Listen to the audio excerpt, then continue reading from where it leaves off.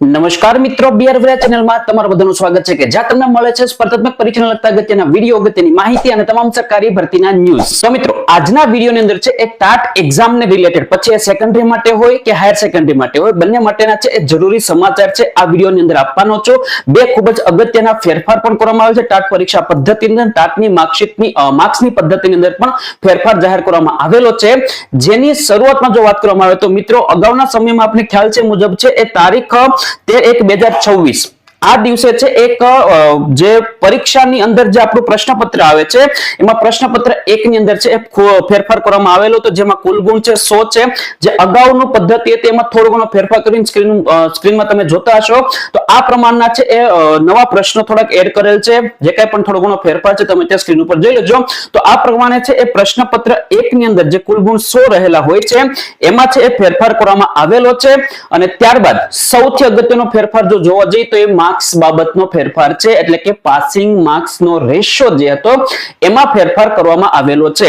અગાઉના સમયમાં આપણે ખ્યાલ છે મુજબ છે ટાટ સેકન્ડરી હોય કે ટાટ હાયર સેકન્ડરી હોય, આની જે એક્ઝામ લાસ્ટ લેવાની હતી દ્વિસ્તરીય એક્ઝામ, તો એમાં જે પ્રિલિમ્સમાં પાસ થયા બાદ મેન્સની અંદર તમે જો પાસ થવાનું તમારી પાસે મતલબ સર્ટિફિકેટ તમને મળવું જોઈએ, અથવા તો ભરતી માટે તમે એલિજિબલ થાવ એના માટે તમારે છે એ મેન્સની અંદર છે એ 60% માર્ક્સ લાવવા જરૂરી બનતા હતા. આ બધી જ કેટેગરીના ઉમેદવારો માટે સમાન માર્ક્સ હતા. પછી જનરલ વાળો હોય કે એસસી એસટી ઓબીસી પીએચ હોય, કોઈ પણ કેટેગરી વાળો ઉમેદવાર હોય, બધા માટે છે 60% માર્ક્સ જો એ ફરજિયાત લાવવાના રહેતા હતા. તો એ વ્યક્તિ છે પાસ થતો હતો, મેરિટ લિસ્ટમાં સ્થાન પામતો હતો અને જ્ઞાન સહાયકની આગામી ભરતી માટે છે એ એલિજિબલ ગણાતો હતો. હવે એ જે રેશિયો છે એમાં ફેરફાર કરી દેવામાં આવેલો છે. જે ફેરફારમાં જોવા જઈએ તો 60% નો જે રેશિયો છે એ તો એઝ ઇટ ઇઝ એમનેમ રહેવા દીધેલો છે, પણ કેટેગરીએ થોડીક ફેરફાર કરી દીધી છે. હવે 60% નો જે માર્ક્સ રહેલા છે એ 60% માર્ક્સ તમારે જે જનરલ કેટેગરી વાળો ઉમેદવાર હશે તો આ જનરલ કેટેગરી વાળો ઉમેદવારને છે એ 60% માર્ક્સ લાવવા જરૂરી બનશે. એટલે કે 200 માર્ક્સનું પેપર જ્યારે હોય છે ત્યારે એમાં તમારે છે એ 60% લેખે 120 માર્ક્સ તમારે થવા જોઈએ, તો તમે છે પાસ ગણાશો જનરલ કેટેગરી વાળા ઉમેદવારો માટે. હવે ત્યારબાદ જે કેટેગરી વાળા ઉમેદવારો છે, પછી એસસી હોય, એસટી હોય, ઈડબ્લ્યુએસ હોય, ઓબીસી હોય કે પીએચ કેટેગરી વાળો ઉમેદવાર હોય, આ બધા માટે છે એ નવા ફેરફાર મુજબ છે એ 55% તમારે છે માર્ક્સ લાવવાના થશે. 60% જે પહેલા હતા એની જગ્યાએ હવે 55% માર્ક્સ લાવવાના રહેશે, તો તમે છે એલિજિબલ થશો, મેરિટની અંદર તમારું સ્થાન મતલબ નામ આવશે.